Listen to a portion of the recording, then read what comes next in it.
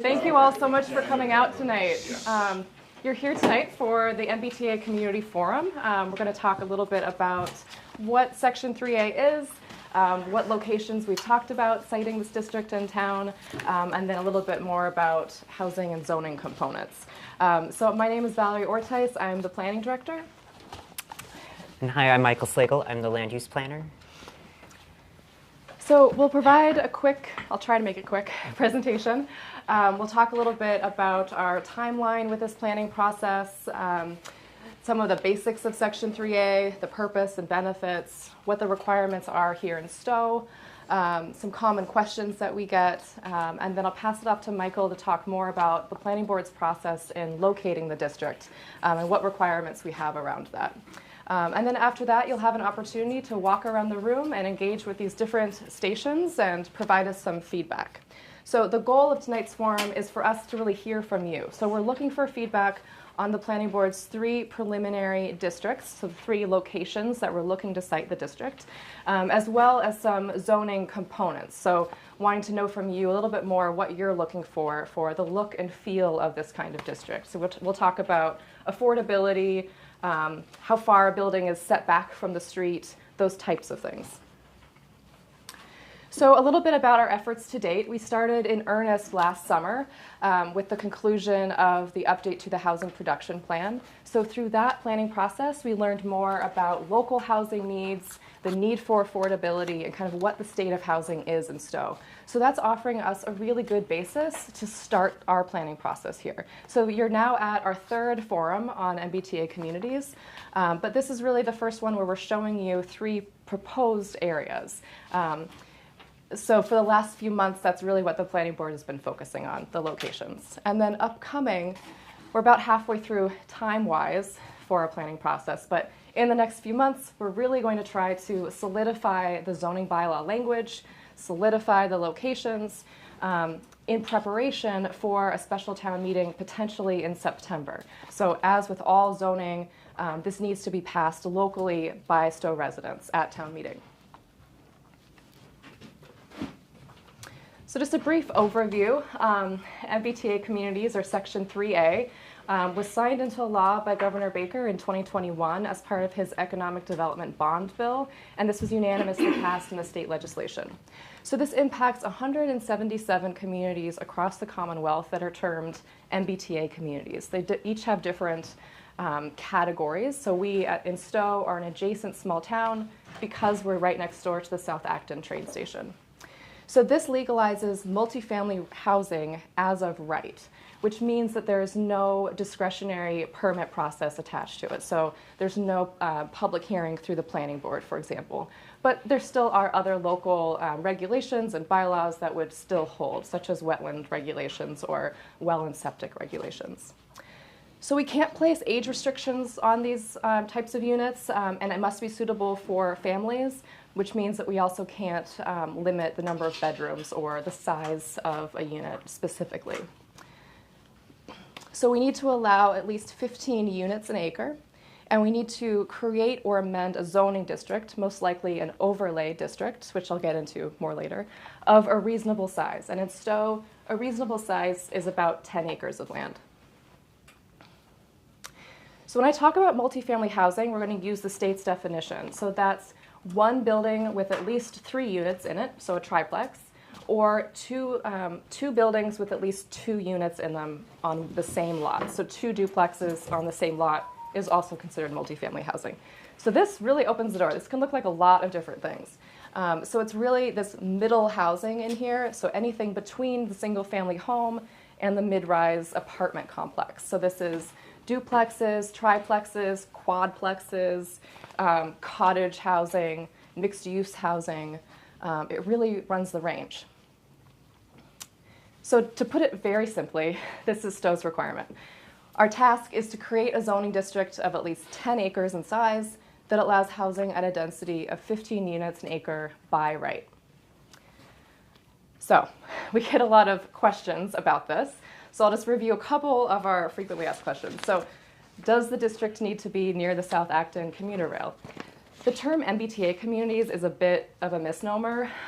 We're really included in Section 3A because of our proximity, but no, it does not need to be near any specific area. So in Stow, residents get the choice of where you want to put this district. Will the zoning allow the construction of high-rise buildings? Well, first of all, there's no building mandate. So Stow will be compliant just by adopting the zoning. We're not waiting until housing is developed to be compliant. And the answer to this question is no. You as residents have the ability to set a building height. So you can say, as is true across Stow right now, there's a height limit of 35 feet per building. So you can say these 3A multifamily housing units need to be a maximum of 3 stories or 2.5 stories or whatever you tell us tonight. How will this impact open space and wetlands? Well, one of the goals of 3A is to minimize the impact on sensitive land. So the state has come out with a base layer, a map layer of excluded land, and that includes a lot of open space, town-owned land, sensitive lands.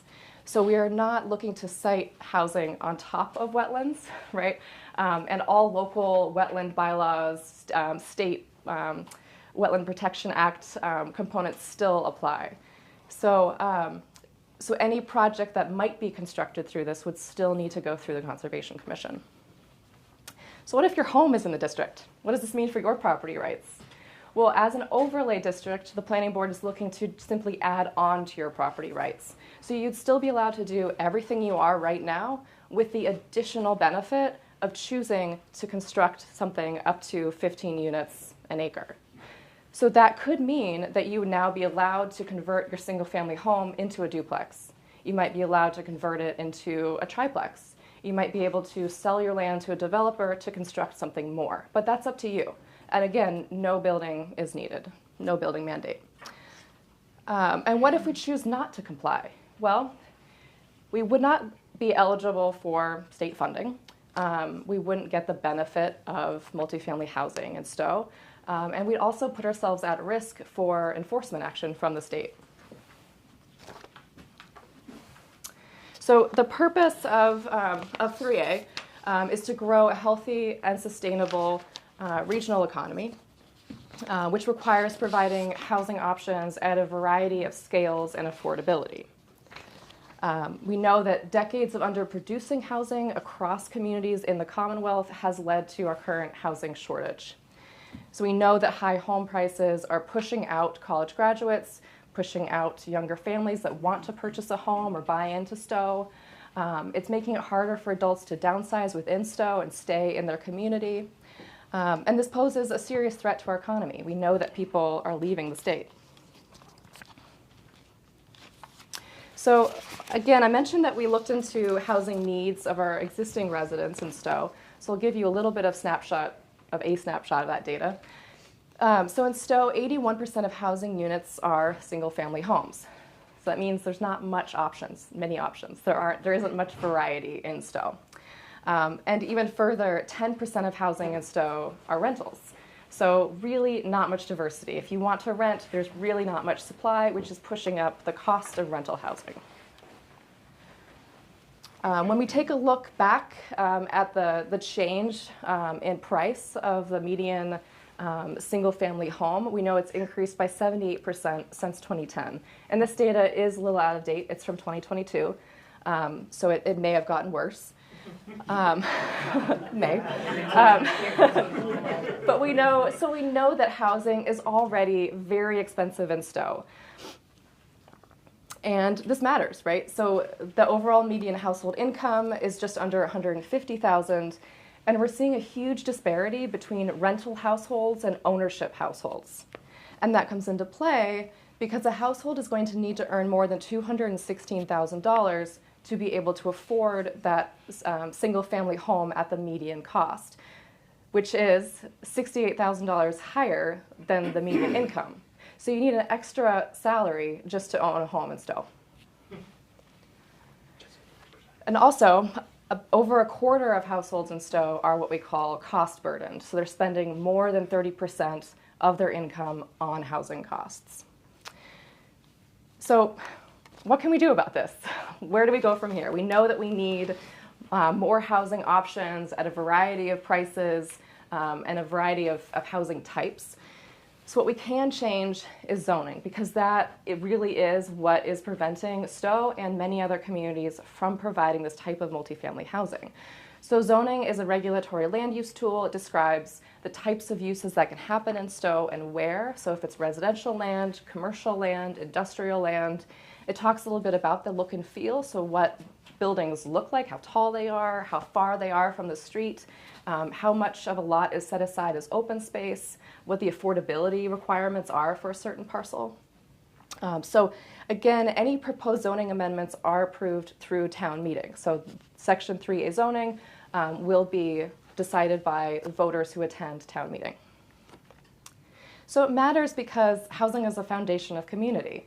So if we use it correctly, it can be the most powerful tool for shaping our community and for providing the most options for our residents. So many towns across Massachusetts, including Stow, have what we call exclusionary zoning. So this is zoning that only allows for the construction of single-family homes. And this is really what is pushing out people who simply can't afford a single-family home or those who just simply want to live in multifamily housing. So we already have homes in Stow that are at about the density that Section 3A is requiring. So this is an example of 3 different units in Stow that are between 14 units an acre to 18 units an acre. I do have to say that none of these would be allowed to be constructed in Stow today because, again, of the small parcel size here. So this is not currently allowed. But what they look like are single-family homes or duplexes, right? The 2 on the left are both 2-unit homes. The one on the right is a triplex. But they're just on very small parcels. So this does exist here. So what are the benefits of multifamily housing? We know that having more housing options provides better affordability and greater access. So again, this means that college graduates are allowed to come home to the town they grew up in. Older adults can remain in Stow and downsize. We can have young couples who are becoming homeowners. Small businesses can retain employees, and we can even increase foot traffic into the small businesses that we have or those that might want to come to Stow. And grandparents can remain close to grandchildren. And we all just gain more neighbors and the opportunities that they may bring. So put another way, the local benefits are meeting the housing need, supporting the local economy, and ensuring that we remain eligible for state funding. So through the housing production plan process, we were able to get a little more feedback about what residents are looking for in their housing. So one person from a focus group shared with us, "I wish Stow was a bit more embracing of townhouse living." Someone else said, "I want to downsize, but I just can't find anything." And then the top words used to describe what residents believe would make Stow a better place to live is housing, affordability, shops, sidewalks, businesses, kind of that village center feel that we talk about quite a bit in the planning department and with the planning board. And so how can we use 3A, or how can we shape 3A to fit more of our needs? Again, what we've heard from residents is the need for small single-family homes, the need for mixed-use development, and the need for duplexes, townhouses, and triplexes. The top community needs for housing in Stow includes supporting aging in place, providing housing for people with lower or fixed incomes, and housing for the local workforce. And then the most desired future housing features in Stow include access to open space, having enough space for my family, and affordable rent or mortgage. So I'll turn this over to Michael to talk a little bit more about our work so far in finding a location. Thanks. Great, thank you, Valerie. So I'm going to take everyone through kind of our process on how we establish these 3 preliminary locations. The pamphlets that you have, if you picked them up at the front there, will show some of these districts, but they'll also be up here on the big screen so you can follow along. So in Stow, we started out with a bunch of different criteria to consider when establishing our districts. We first started with what does the state require of us, which is this Section 3A needs bubble. So the state told us what land we are able to develop and what land is excluded. In the excluded land, we cannot count towards our MBTA compliance. And land like that would be wetlands, open space, where schools are, and other things that likely would never be developed into housing. We then took a review of previous plans that the town has produced. Some of these are recent, like the Open Space and Recreation Plan and the Housing Production Plan. Both were adopted last year. And then we took in some other plans and policies that the town has, like the Comprehensive Permit Policy, which is for 40Bs, and the town's master plan, which is currently being reworked as we speak. Then the planning board took in some criteria of what would be good planning practice and what would fit with Stow's needs. And then we brought some of this to the public to ask them more about where they think multifamily housing could be placed. So that's a lot of data that we took together. We took some parcels out, took some parcels in, said these might be suitable, these aren't suitable. And we produced these 3 different districts that we're presenting tonight. So we have 3 districts. We're calling one East Lower Village, one South Red Acre, and one West Stow. So West Stow can be found on the west side or the left side of the screen, while East Lower Village and South Red Acre can be found to the right or on the east side of Stow. This is a full picture of Stow, so if you're having trouble seeing, it's because the districts are a little bit small, so it might be a little difficult, so you can use your pamphlet if you need a better view. As I mentioned, there was the excluded land from the state, and that is all of the green land. So we have a lot of conservation land, a lot of publicly owned land, a lot of wetlands, and a lot of other land that we can't develop. So that all was taken out by the state. So we focused on areas that didn't have that excluded land so that we're able to build or have the opportunity to build multifamily housing. So I'll start off by talking a little bit about East Lower Village. So this is a small district located between Lower Village at the cemetery all the way to the Maynard town line. So this includes the parcels along Great Road 117, Route 62, to the north of that route. This area was selected because it can help promote economic development in Lower Village by bringing more people closer to that district center. It can also avoid some of those priority parcels of the open space plan and some of the areas that were identified in other plans and policies that the town has put forward. This is a short walk or bike ride over to the Aspet River Rail Trail, which can give you some regional connections, or if you want to walk through nature, you can go to the Aspet River National Wildlife Refuge. These parcels are fairly small in size, so it would produce incremental development, so that would be a little bit at a time as opposed to all at once. And because these are developed already, it would also encourage infill development. So if there's any gaps of where houses could go, this would enable that to happen. And as I mentioned, it's along Great Road, which provides a pretty easy in and out of Stow and would have not too big of an impact on the traffic. Our next area is called South Red Acre, and this is also near Lower Village at the south end of Red Acre Road, approximately between Great Road and Samuel Prescott Drive. This one has a variety of different parcel sizes, so it would really enable a lot of different types of development to happen based on what we decide as a town. Like East Lower Village, this would also help with the economic development by providing a direct access for people who live in that district to walk to Lower Village and providing those businesses with enough people to sustain themselves. The parcels in here are consistent with other plans, and this is one district that has a pretty fairly direct route to the South Acton train station if the residents there need a more regional connection to Boston or out towards Fitchburg, I believe, yeah. And like this one, like the other district, it also encourages infill development. Our third district is called West Stow, and it is located at the intersection of Hudson Road and Great Road. It's near the villages at Stow and Arbor Glen, if that helps you kind of pinpoint where that is.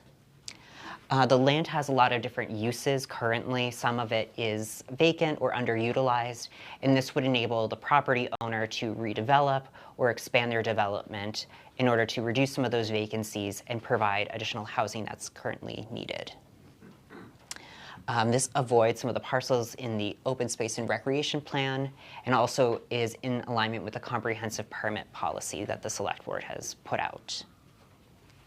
One idea that we thought was that this could be good for mixed-use development, as the Masters Academy, the for-profit school that's going in at the former Bow site, will have students there, and if we allow mixed use in this district, it could provide businesses that could serve not only the residents here, but also the students who live and go to school at Masters. So another type of opportunity. I have a question. Quick question. Do I correctly interpret the green lines running through this as there are some parts of it which are still restricted? Yes, yes. And this is also along Great Road and Hudson Road, so it really provides a lot of different options for people to travel in and out of that district. All right, so now the fun part of the night. We'll talk a little bit about the activities that we have planned. But before I get into that, I just want to make sure that we all know what the next steps are going to be for this process. So tonight we'll be taking in a lot of information from everyone, and we'll be using that to start analyzing what the zoning will be looking like. If you know anyone who couldn't make it tonight, we're actually going to have all of the same questions launched in a virtual survey so that people can do this at a later date and we can get in more input. As we're gathering all this data, questions, comments, we'll be working on producing another forum, which will be in exactly a month. That one will be online only, and we'll be talking about some of the preliminary zoning language and focusing in more on the districts that the community really wants to see. And the purpose of that is really to do the fine tunings of what do we want to see with this zoning, because today is going to be focusing more on the big picture. So for today, there are 3 stations. In the back, there is the location station. So if you have questions about the locations that we cited, you can go back there and I'll be running that table. We also have an interactive activity where you can mark up some of the maps there if we missed a parcel that you think should be added, or if you want to suggest another location for the district, we have those on the table. And we also have some stickers for the posters over there that talk about what districts you prefer, and if we should go with 2, if we should go with 3, or whatever you want to add. One second. Over here, we have the zoning discussion table. So if you have questions about zoning in general, about multifamily housing, you can talk to Valerie. She'll be running that station. And over there, we also have some more stickers for the posters over on kind of hooking around this room. Yeah. Just for context, what is the density per acre of Pilot Grove and the villages at Stow, for example? Just to give us a sense of what those look like. I think it might be in this.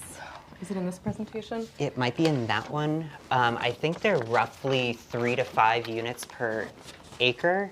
And the reason that they are relatively low is because they have a lot of open space within them. So What's the villages? they're roughly the same, both of those. So those two properties are not very dense because they're, for one, they're condos. So you're looking at the entire. Grove Hill is not condominium. It's owned by one landowner. Yeah. So it's quite a lot of space because there is open space included, and also the public utilities take up a lot of land. So it's odd, but those projects just aren't great examples of density. Okay. Yeah. Just following up on that question, because I was going to ask the same question, and I feel like there's 6 larger developments in town. You know, Villages, Arbor Glen, we have cottages and Stow Acres coming, Pilot Grove, Plantation, Elizabeth Brook. It would be very helpful, I think, to understanding what 15 units per acre might look like, feel like, if you could kind of, and I know you're good at this, like just draw a line around the developed part of the property and calculate that density. So, Not for tonight. yes, great point, because that'll bring me, after you do your dots on those posters, the planning board will be up here, and we have 3 different stations that they'll be at, and we want to know, are there things about the idea of MBTA communities that you're really excited about? Are there things that you're concerned about? And are there things that you just need more information on? The purpose of this is so that we can understand what gaps we have.